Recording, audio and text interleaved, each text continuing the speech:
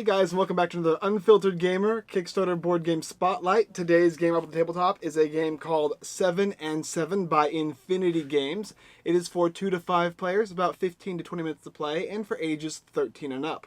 In the game 7 and 7, you're going to be given a deck of cards along with a rulebook and 2 little player guides here.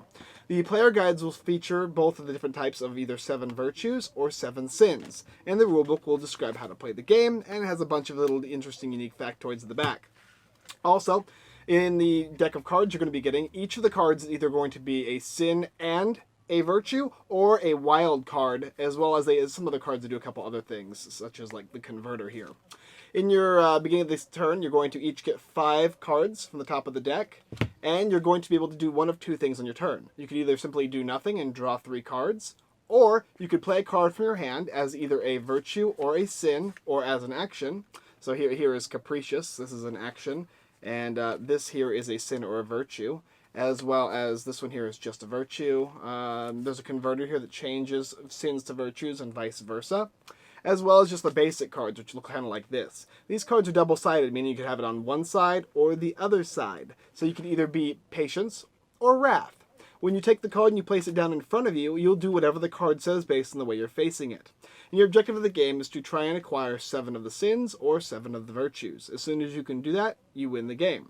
Well, alright, let me talk to you a little about the cards. For instance, playing Wrath says you can choose an opponent and discard a card they have in their play area, meaning any of the sins or virtues, which is really nasty. Whereas Patience says you can put this card in play from your hand, and it converts an opponent's card in play.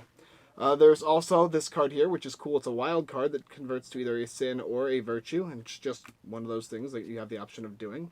Temperance or Gluttony. Gluttony lets you draw a card when you play it, and Temperance lets you look at the top 3 cards of the draw pile and choose one to place in your hand and discard the rest.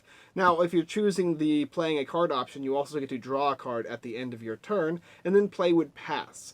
So I would take my turn by either not playing and draw 3, or playing a card and drawing a card, and then it would pass to the next player. They would do the same thing. When they play cards, they do get to do things. Some cards also will sit in front of you, like the Converter. This one says you can play an additional card from your hand this turn, meaning this one's basically a free action or free placement. And it says if this card is in play at the start of your next turn, you can discard this to convert any card in play. So for instance, if you have 6 of the virtues in your field, then you can actually use this card, if you have the other one as a sin, and convert that into a virtue, which would then hopefully get you the last card you needed to win the game.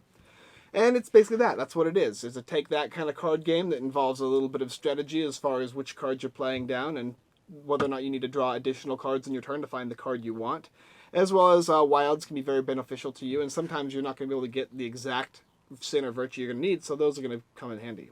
So what do I think about the game? This game is really, really fun. Really, really fun. I mean, this is an enjoyable game. We have played this so many times outside of just our normal reviewing sessions where we review the game a couple times. This one has been overly played, I would say.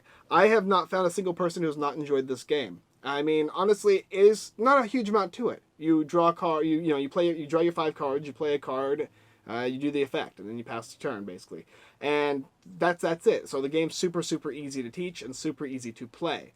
Maybe it took me 3 or 4 minutes to explain the game to somebody, as well as maybe, I don't know, 5 or 6 minutes for them to all fully understand the flow of the game to begin. That being said, flow of the game is awesome. It plays smoothly, and it's really, really enjoyable. If you like these kind of games where you're trying to do a little set collection with a little bit of take that action as well, 7 and 7 is definitely the game for you by Infinity Games. I would definitely check it out.